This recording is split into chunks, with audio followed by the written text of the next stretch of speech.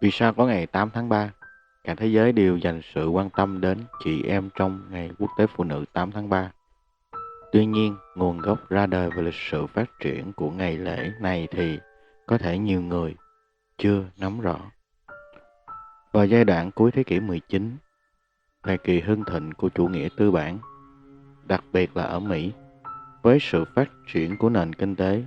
nguồn nhân công trở nên khan hiếm hơn bao giờ hết. Do đó mà nhiều phụ nữ và trẻ em được tuyển vào làm trong các nhà máy xí nghiệp. Tuy nhiên, trái ngược với công sức bị bóc lột, họ được trả lương vô cùng rẻ mạt.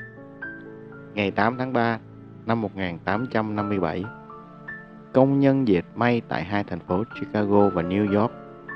của Mỹ đã nổ ra cuộc đấu tranh mạnh mẽ đòi tăng lương, giảm giờ làm, chống lại những điều kiện làm việc khó khăn và tồi tàn. Mặc dù sau đó cuộc chiến tranh này bị thẳng tay đàn áp, nhưng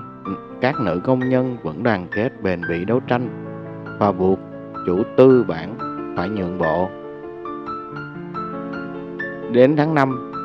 năm 1959, các nữ công nhân trong hãng dệt của Mỹ thành lập công đoàn đầu tiên để bảo vệ một số quyền lợi của phụ nữ. Ngày 8 tháng 3 năm 1908, 15.000 phụ nữ diễu hành trên các đường phố New York đòi tăng lương, giảm giờ làm và hủy bỏ việc bắt trẻ em làm việc. Sau đó, Đảng Xã hội Hoa Kỳ tuyên bố Ngày Quốc tế Phụ nữ là ngày 28 tháng 2 năm 1909. Ngày 28 tháng 2 năm 1909,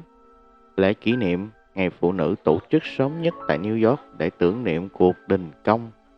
năm 1908 của Hiệp hội Công nhân May mặc Quốc tế. Tuy nhiên,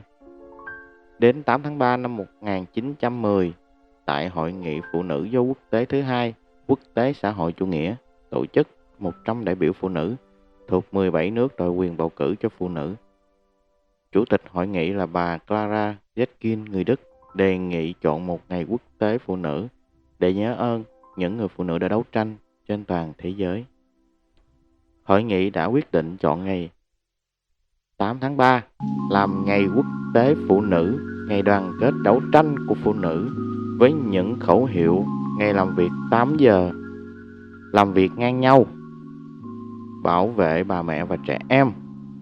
Tháng 8 năm 1910, Hội nghị Phụ nữ Quốc tế được tổ chức tại Copenhagen, Đan Mạch, đề nghị tạo ra một ngày phụ nữ quốc tế với phương châm đấu tranh đòi quyền bình đẳng trong xã hội, quyền lao động, tăng lương giảm giờ làm, có chế độ an sinh xã hội, chống bạo lực với phụ nữ, được hơn 100 phụ nữ từ 17 quốc gia trên thế giới ủng hộ. Năm 1911, Ngày Quốc tế Phụ nữ đã được tổ chức lần đầu vào ngày 19 tháng 3 ở Áo, Đan Mạch, Đức và Thụy Sĩ với hơn 1 triệu người tham gia. Năm 1914, Ngày Quốc tế Phụ nữ đã được tổ chức vào ngày 8 tháng 3 và kể từ đó, ngày này được tổ chức vào ngày 8 tháng 3 ở tất cả các quốc gia. Năm 1975, Liên Hợp Quốc